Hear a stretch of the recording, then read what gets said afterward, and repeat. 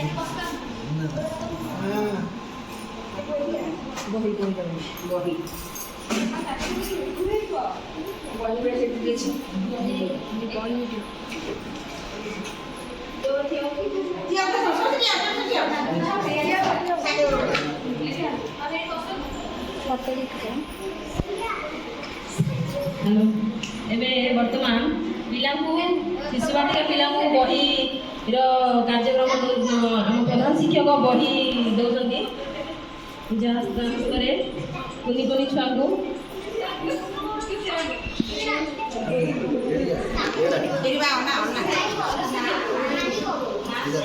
ବହିର କାର୍ଯ୍ୟକ୍ରମ ପ୍ରଧାନ ଶିକ୍ଷକ କୁନି କୁନି ଛୁଆମାନଙ୍କୁ ଶିଶୁ ବାଟିକାର ବହି ପ୍ରଦାନ କରୁଛନ୍ତି।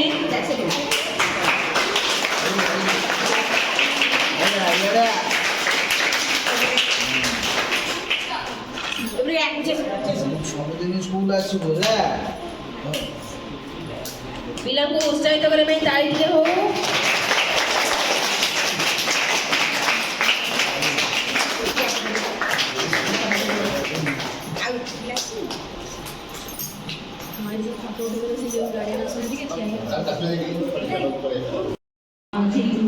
ଶ୍ରୀମତୀ ଝିଲି ବେହେରା ଏବେ ଆମ ଖଡ଼ିଛୁଆଁ କାର୍ଯ୍ୟକ୍ରମରେ ଆସିକି ଉପସ୍ଥିତ ହେଲେ ଏବଂ ଯୋଗଦାନ ଦେଲେ ତାଙ୍କୁ ଅଶେଷ ଅଶେଷ ଧନ୍ୟବାଦ ଏବଂ କରତାଳିରେ ସ୍ୱାଗତ କରିବା ସମସ୍ତେ।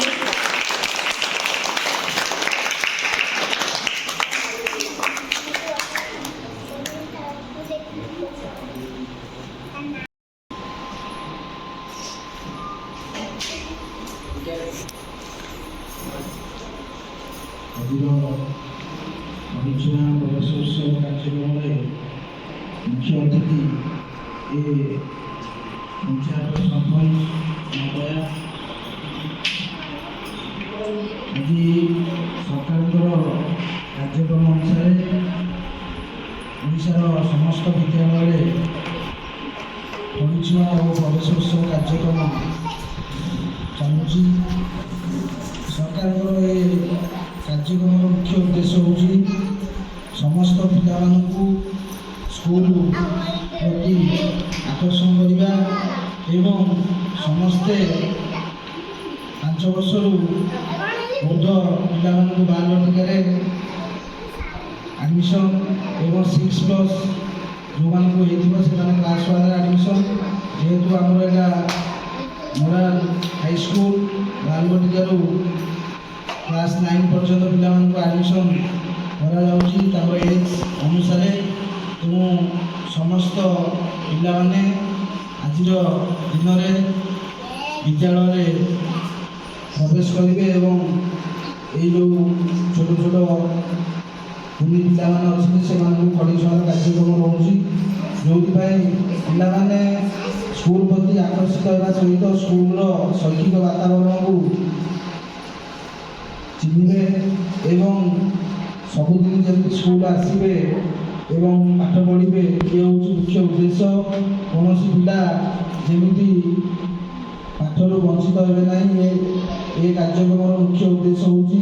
ତା ସହିତ ପ୍ରତ୍ୟେକ ଗାର୍ଡ଼ିଆନମାନଙ୍କୁ ସ୍କୁଲକୁ ପିଲାମାନଙ୍କୁ ପଠାଇବା ପାଇଁ ଅନୁରୋଧ କରୁଛି ଏବଂ ଏ ସ୍କୁଲର ଯେଉଁ ମୁଖ୍ୟ ରହିଛି ଆମର ଶୈକ୍ଷିକ ପରିବେଶ, ସେ ସବୁ ପିଲାମାନଙ୍କର ଯେଉଁ ଅନ୍ତର୍ନିହିତ ଗୁଣ ଏବଂ ବିକାଶ କରିବାରେ ସାଧାରଣତଃ ସାହାଯ୍ୟ କରିବ ଏବଂ ଆମ ଶିକ୍ଷକ ଶିକ୍ଷୟିତ୍ରୀମାନେ ପିଲାମାନଙ୍କର ଏହି ବୌଦ୍ଧିକ ବିକାଶରେ ସେମାନଙ୍କର ଯୋଗଦାନ ଅତ୍ୟନ୍ତ ଗୁରୁତ୍ୱପୂର୍ଣ୍ଣ।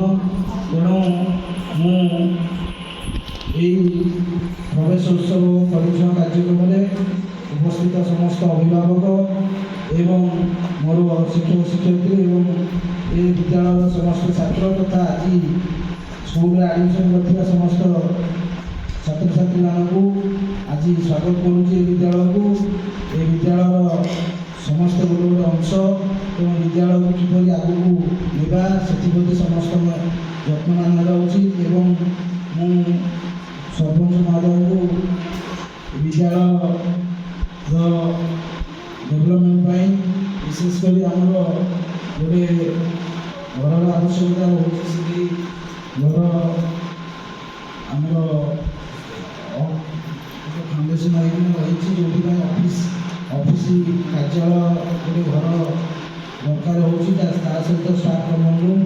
ତେଣୁ ଏଇ ଦୁଇଟା ଘର ହେଇଗଲେ ପ୍ରାୟତଃ ଆଉ ସବୁ ଆମର ଯାହା ଅଛି ଠିକ୍ଠାକ୍ ରହିଛି। ତେଣୁ ମୁଁ ସରପଞ୍ଚ ମହୋଦୟକୁ ଅନୁରୋଧ କରିବି ସେ ଧ୍ୟାନ ଦେବେ, ଯାହାଫଳରେ ସ୍କୁଲର ଯେଉଁ ଶୈକ୍ଷିକ ପରିବେଶର ବିକାଶ ହେଲେ ପିଲାମାନେ ଆଗକୁ ବଢ଼ିବେ ଏବଂ ଏ ବିଦ୍ୟାଳୟକୁ ଏ ବ୍ଲକରେ ବିଦ୍ୟାଳୟର ନାଁ କରିବେ।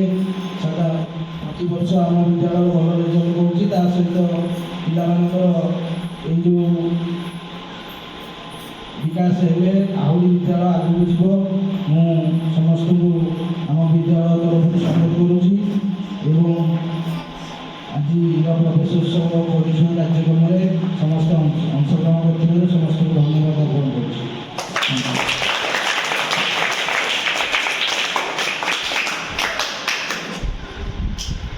ସମସ୍ତ ଛୁଆଙ୍କୁ ପିଲାଙ୍କୁ ବିସ୍ତାପଟନ ବଣ୍ଟନ ହେବ। ତାପରେ ମୁଁ ଅନୁରୋଧ କରିବି ଆମ ପ୍ରଧାନ ଶିକ୍ଷକ ଓ ଅନ୍ୟାନ୍ୟ ଶିକ୍ଷୟିତ୍ରୀ ସରପଞ୍ଚ ଆସନ୍ତୁ ଯେ ଷ୍ଟଲ୍ ହେଇଥିବା ଗୋପରାଜ ଷ୍ଟଲ୍ ଖେଳଘର ଷ୍ଟଲ୍ ଟିକେ ବୁଲିକି ଦେଖିବେ। ଆଉ ତାପରେ ଆମର କାର୍ଯ୍ୟକ୍ରମକୁ ବିଶେଷ କରିବା ଫଟୋ ଉଠା କାର୍ଯ୍ୟକ୍ରମ ବି ଚାଲିବ ବିସ୍ତାପଟନ ପରେ। ଆମ ଗାର୍ଡ଼ିଆନମାନଙ୍କ ପକ୍ଷରୁ ବି ସେ ଆକାଶ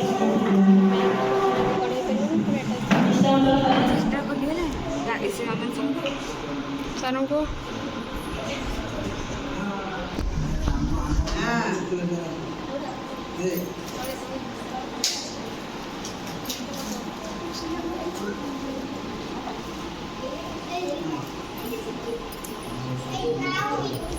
ବସ ଜିନେ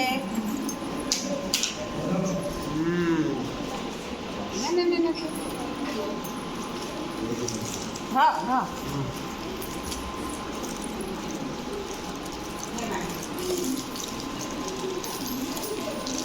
इस बात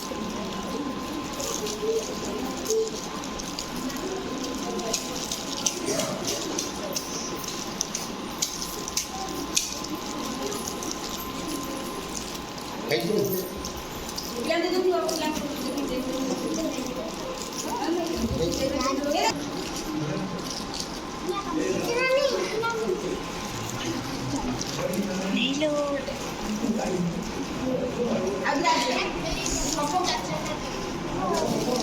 Cái này này thì